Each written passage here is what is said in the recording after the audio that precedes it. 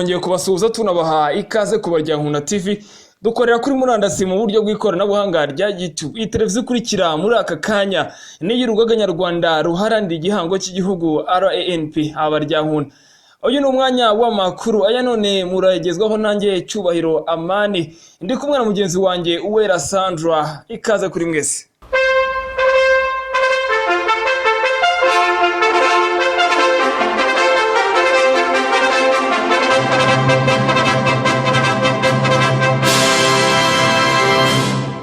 Sandra, uyu munsi turagaruka ku ngingo z'ingenzi. Ndagusuhuje nagushimira Cyubahiro kuba nsuhurije abakunzi bacu. Uyu munsi uravuga ku ngingo ebyiri gusa. Amakuru yacu aribanda ku gitero cyakozwe n'abicanyi ba Paul Kagame cyagitumbirije bwana Ntirutwa Theophile. Abicanyi bakamwibeshyaho bakica uwitwa Theoneste Bapfakurera. Amakuru yacu kandi aragaruka ku munyamakuru akaba na Nyirishema TV bwana Niyonsenga Dieudonné uzwi ku izina rya Cyuma Hassan. Kugeza ubu wamaze kugezwa mu buroko bwa Kagame i Mageragere. Amakuru arambuye ni mukanya.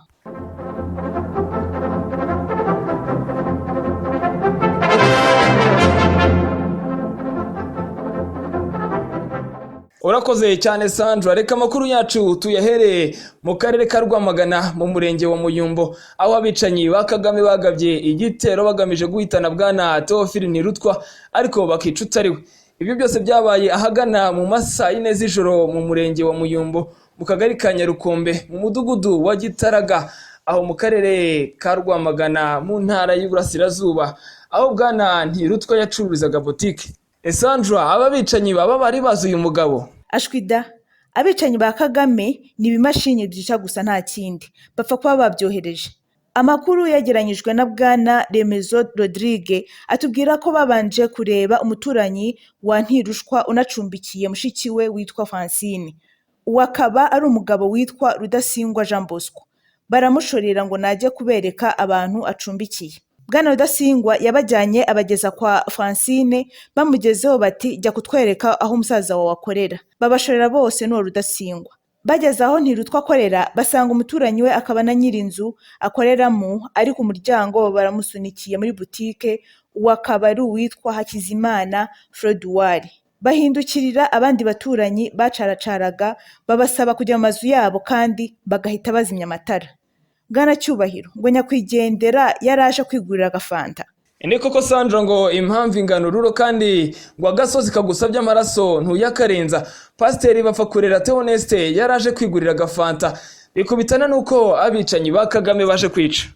Sandra, ubundi pasiteri we yashoboraga no kurokoka kuko mu gihe abandi babasukiraga mu nzu we ngo bamusanzemo ahubwo bamusaba gusohoka. Pasiteri atararenga umuryango, umwe mu bicanyi ngo yarabajije ati muri mwe uwitwa Theo ni uwuhe? Pasiteri wari ugeze ku muryango agenda ati ninjye. Abicanyi nta kindi bahise bakora, bakuye inkota baramusogota bamukubita na za nyundo bita runubi bari baje bitwaje. Sandra, kandi Ntirutwa bikimara kuba gato yabisobanuriye Serge Ndayizera wa Radio Itahuka. Umva uko yabisobanuye. Bahereye ku mugabo witwa Rudasingwa Jean Bosco acumbikiye mushiki wanjye, bamubwira ko ngo bifuza ko ajya kwereka acumbikiye witwa Francine. Uwo Francine ni mushiki wanjye, bamugezeho bamubwira ko ngo nabereka aho umusaza we ngo akore cyose. Araza nibwo ninjiramo, bahageze asanga hari umuntu ngo bari bamaze guheza agafanta njoro kamuhaye, bahita bamubwira ngo subira mu nzu wawe. Uyu ni umupasiteri witwa Pasiteri Bapfakurera Theoneste. Bamaze kumusubiza inyuma bahita bafashe undi muturanyi wari ku muryango aho ngaho, uzahita amutera mu nzu nawe. Bari bamaze kuba batatu bamaze gushyiramo, harimo uwo muturanyi ari nawe proprietaire w'inzu nk'umukoresha witwa Hakizimana Froduwari, harimo umucumbitsi mushiki wanjye, harimo na mushiki wanjye, hanyuma ngo abandi baturanyi bose amakuru bageze nuko ngo bari batakiyeho babwiye ngo buri wese najye mu nzu kandi azimya amatara. Bamaze kuzimya amatara rero niho habaye icyo ngicyo. Urangije abantu bavuga ngo mwese amaboko hejuru y'umutambi basunika abo ngabo mu nzu, baroha amaboko inyuma. Ngewe kubera ko ntari kumwe nabo nari ndi imbere ndi gushaka ingufuri, nahise njya muri kontwari aho ngafuri ndenzaho ibitewe.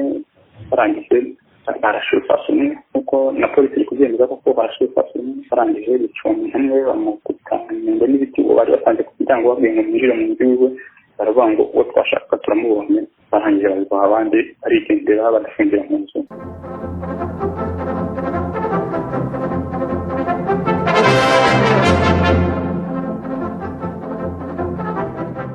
Cyubahiro dukomeje n'amakuru yacu, abo bicanyi bakiri aho Bwana Ntirutwa yahamagaye polisi ndetse avugana n'umuvugizi wayo.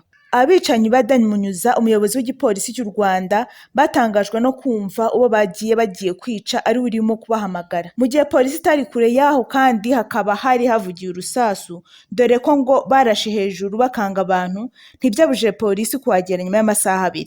Nyuma y'igihe kinini ahagana mu masaha 8 zo mu gicuku, polisi yafashe umwanzuro wo kujya gusaka iwe maze birangira itwaye Bwana Ntirutwa n'umugore we witwa Emerita Mushimiyimana, basiga abana bato mu rugo bonyine. Kuva icyo gihe ntibongeye kugaruka imuhira. Ntawigeze abasha kumenya impamvu iki gipolisi cyagiye kubafunga. Uyu mugabo Ntirutwa ubusanzwe n'umuntu ki? Sandra, uyu mugabo yahoze ari umuyobozi w'ishyaka FDU inkingi mu mujyi wa Kigali, yaje gufungwa ariko ahafunguriwe agasanga Madame Ingabire Victoire yarashinze ishyaka riharanira iterambere kuri bose Darufa umurinzi, nawe afata icyemezo cyo kwifatanya naryo kugeza ubu akaba akiribereye umuyoboke. Umva uko Eric bagira ubusa w'ijwi rya Amerika amusobanura. Theophile Ntirutwa wahoze kuri ishyaka FD inkingi mu mujyi wa Kigali mu mwaka ushize 2019 nibwo yagizwe umwere ku byaha byo gushaka guhirika ubutegetsi buriho. Bagenzi be barimo Bwana Fabien Twagirayezu baracyafunzwe. Ntirutwa avuga ko kuva ubwo yahise akomereza mu ishyaka Darufa umurinzi rya Madame Victoire Ingabire ritavuga rumwe n'ubutegetsi buriho. Ubu bwicanyi kandi bwari butumbirije uyu muyoboke wa Darufa umurinzi wahoze muri FDU inkingi, si urwa mbere ahubwo ni urwa kenshi. Reka nanone twumve Eric bagira ubusa. Urupfu rwa Pasiteri Bapfakurera ruje rujya gusa neza n'urwa Bwana Siridiyo dusaba umuremyi wahoze ari umurwanashyaka wa FD inkingi. Uyu yiciwe Muhanga mu mpera z'ukwezi kwa 2019 ateraguye ibyuma aho yari muri kantine acururiza mu kigo nderabuzima mu gihe cy'akagoroba. Ruje kandi rukurikira urwa Bwana Nserime Mutuyimana wahoze ari umuvugizi wungirije wa FD inkingi ubwo yafatirwaga imahoko mu karere ka Rubavu n'abantu bavugaga ko bari mu nzego z'umutekano kuko ngo hari ibyo bari bakeneye kumubaza. Umurambo uza gutoragurwa ku ishyamba rya Gishwati. Tukiri kuri iyi nkuru n'ubundi dukomeze twitabaze ijwi rya Amerika ryaganiriye na Madame Ingabire Victoire maze akamagana iyo mikorere y'igipolisi cyasanze Bwana Ntirutwa akajya gufungwa aho gufatwa mu mugongo. Yagarutse kandi ku mfu z'abayoboke be zikorerwa mu gihugu cy'u Rwanda kandi bikarangira abicanyi batabonetse. Tubyumve. Baziritse abagabo 3 bari barimo, hanyuma bahita bafata ingufuri basiga banabafungiranye. Nyuma polisi iraza, polisi imaze kugeza na ribu, nabwo Theophile tukivugana ati baravuze ngo bagiye gusaka iwacu mu rugo. Tugabaze umuntu aratewe aho gutabarwa niwe bagiye gusaka. Baragenda barabasaka. None baza kutubura ko byagenze, dutungurwa nuko telefone zabo zitakiriho. Ubwo twageje amasaha ya 10 za mu gitondo tugitegereje twagire tubona turaruhuka. Mu gitondo twongera gutungurwa nanone kumva yuko bajyanywe na polisi yo ku karere ka Rwamagana, akaba ariho bari kuva ejo. Reba umuntu nawe wagize ibibazo byo kugira ngo ubona bamwicire mu imbere, abantu bafite iyo trauma ukabafata ukabajyana ahantu abantu batazi. Ntabwo tuzi muri gereza ko polisi ntabwo ngira ngo ugira amahoteli. Byaba bibabaje ko baba bafunze abantu batewe bari mu kaga kameze gutyo bafite trauma, aho kugira ngo abantu babafashe ahubwo bakajya kubabika muri gereza. Ni ikibazo gikomeye, n'ibintu byankomerekeje ku mutima. Niba mbyumva neza waruvuze uti baje bashaka uwo Theophile bamwitiranya n'undi abari babica. Niyo mahirwe yagize koko hari bato babiri ariko umwe ni Theoneste undi akaba Theophile. Rero kubera ko bavuze Theo gusa, noneho kubw'amahirwe ya Theophile no kubw'ibyago bya Theoneste bavuze Theo gusa. Noneho Theo wari hafi aho ngaho kuko Theoneste bamaze no kunyereka amashusho y'aho byabereye. No kurumva Theophile yari inyuma ya comptoir, undi ari imbere ya comptoir, ngo yaramaze no kumuhereza ibyo yaraje gufata. Barimo basohoka. None se ubu bwicanyi uratekereza ko bwaba ari ibyaha bisanzwe bikorwa n'abagizi ba nabi cyangwa utekereza ko hari aho bihuriye n'ishyaka rye yararimo rya politike nawe uhagarariye? Ubu bisigaye bingora kubisobanura. Iyo urebye impfu tumaze kugira mu ishyaka ryacu rya Darufa yatangiye kuri FDI, Anselme baramwica, Siridiyo baramwica, Ndereyimana arabura, Boniface turamubura, Iragena turamubura, Amaseni baramwica.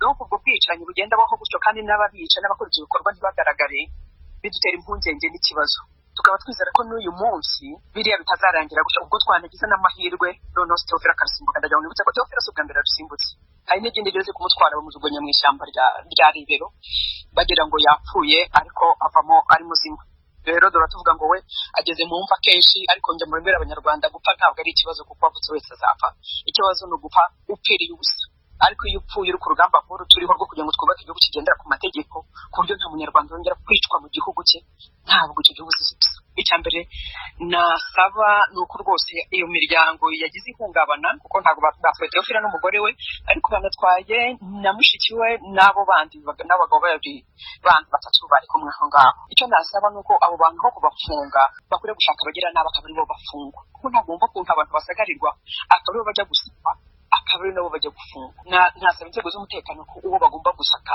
n'uwo bagomba gushaka n'umugezi wa nabi ntabwo ari umuntu uri hariya byitwa ngo nuko atavuga rumwe n'ubutegetsi abona kumva ko umuntu ari umwanzi w'igihugu mpora mvuga iteka kutavuga ibintu kimwe ntabwo uvuga ko abantu ari abanzi ntabwo ibyo bigomba gutuma umuntu haba ikintu akaba ari we bahita bumva ko uriya niwe tugomba kureba akaba ari we bashyiraho ijisho kandi noneho ari we wakorewe urugomo ibyo bintu rwose birababaje ntekereza ko iyo myitwarire mu gihugu cyacu ikwiye guhinduka ahazaza h'ishyaka ryawe rishya hameze hate ko bimeze nk'aho buri muntu wese uyobotse ishyaka ryawe agira ikibazo nkurikije uko wabivuze uri migabo ki yaba twari dufite igihugu kigenda ku mategeko ibiri kuba ku muryango Ntirutwa ntabwo byari kuba biwuriho ntabwo umuntu baba bamwica imbere umuntu mu maso ngo uyu munsi abana be babatandukanyije na nyina barimo kumbwira umwana amaguru afite trauma yagiye bagombye kumushakisha bagombye gushaka ahantu bamushyira ku bantu asanzwe yisanzuraho umwana kubera yagize trauma y'ibyo bintu byose yabonye aho kugira ngo inzego z'umutekano zibakire zibafashe bakabakorera ibyo bintu bagatanya umuryango wagombye kuba uri kumwe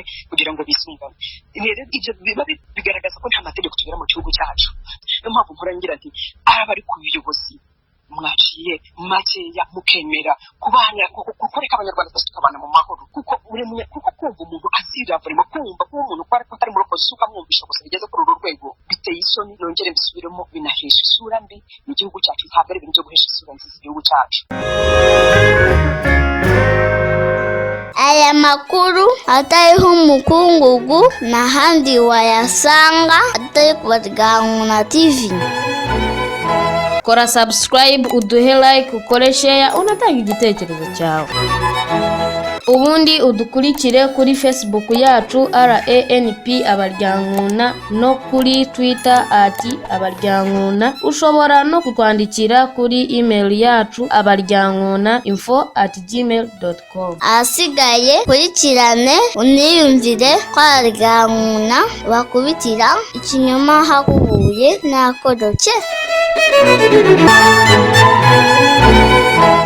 Reka amakuru yacu tuyakomereze n'ubundi ku nkuru y'akababaro y'umunyamakuru Niyonsenga Dieudonné uzwi ku izina rya Cyuma Hassan ubu uri kubarizwa muri gereza ya Mageragere nyuma y'aho urukiko rw'ibanze rwa Kacyiru rumukatiye gufungwa iminsi 30 y'agateganyo ngo mu gihe rutegereje kumuburanisha mu mizi.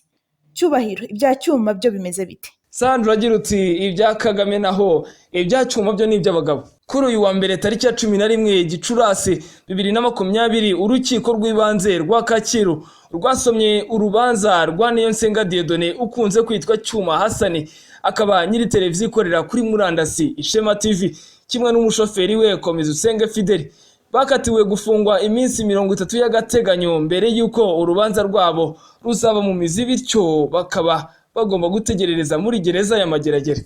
Niyonsenga n'umushoferi we batawe muri yombi n'igipolisi kuwa gatatu tariki ya 15 Mata 2020 bashinjwa kurenga ku mabwiriza ya guma mu rugo yari yashyizweho mu rwego rwo guhangana n'icyorezo cya COVID-19 zari zirimbanije. Niyonsenga Dieudonné umenyerewe ku izina rya Cyuma Hassan yagiye ku kazi nyuma yaho Minisitiri w'Ubutegetsi bw'Igihugu Prof Shyaka Anastase aganiriye na RBA ikigo cy'itangazamakuru cy'u Rwanda maze akavuga ko abanyamakuru bazakomeza gukora bafasha leta mu gukomeza gushishikariza abaturage kwirinda iki cyorezo ariko bidakuraho ko nabo bagombaga kubahiriza amabwiriza yo kwirinda COVID-19. Icyaje gutangaza abantu ni ukubona ubwo uyu munyamakuru n'umushoferi we bashyikirizwaga urukiko barahinduriwe ibirego. Ibyo kurenga ku mabwiriza yaguma mu rugo naho bigaragara. Besobanuye ko uyu musore bari basanzwe bamurwaye kubera ukuri yanyuzaga kuri televiziyo ye Ishema TV bakaba barashakaga urwitwazo gusa. Sandra Cyuma Hassan araregwa ibihe byaha. Kugeza ubu Cyuma Hassan n'umushoferi we bararegwa ibyaha bitatu ari byo kwiyitirira urwego rw'umurimo badakorera, gushyamirana n'inzego z'umutekano ndetse n'icyaha cyo gukoresha inyandiko mpimbano. Ibi byaha bibafashe bahanishwa igifungo kiri hagati y'imyaka 5 n'irindwi. Ubutegetsi bwa Kagame bumaze gukataza mu gonyora uburenganzira bwa muntu bukoresheje inzego bwishyiriyeho kandi zitubaha ikizwe itegeko iyo kiva kikagera. Nk'ubu kuri wa mbere mu isomwa ry'urubanza gufata amajwi n'amashusho byari bibujijwe. N'abanyamakuru bagerageje gufotora ingoro y'urukiko bwayo, abapolisi babategetse kubisiba. Mutekereze namwe ubwo burenganzira abapolisi babukura he?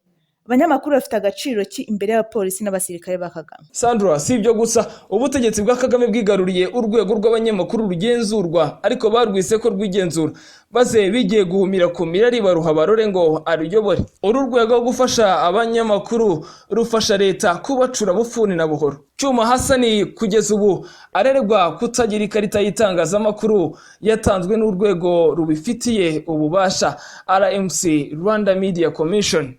Amakuru ijisho ry'abaryankuna rifite nuko Niyonsenga Dieudonné ari we Cyuma yishyuye amafaranga yo kongerera igihe ikarita ye y'itangazamakuru kuwa 13 Mata 2020.